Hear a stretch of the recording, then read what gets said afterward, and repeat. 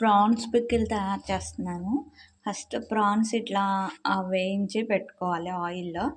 తర్వాత సేమ్ అదే ఆయిల్ ఇంకొంచెం ఎక్కువ పోసుకొని, దాంట్లో కొంచెం జింజర్ గార్లిక్, ఇంకా ధనియాల పొడి, కొంచెం కారం,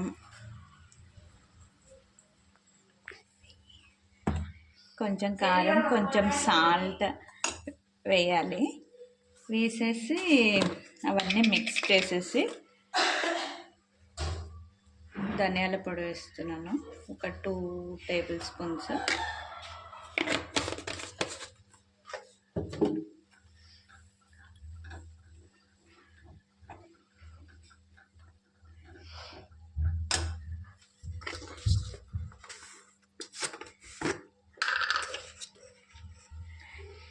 కారం ఒక 2 టేబుల్ స్పూన్స్ వేస్తున్నాను. మీకు ఎంత కావాలంటే మీరు అంత వేసుకోవచ్చు.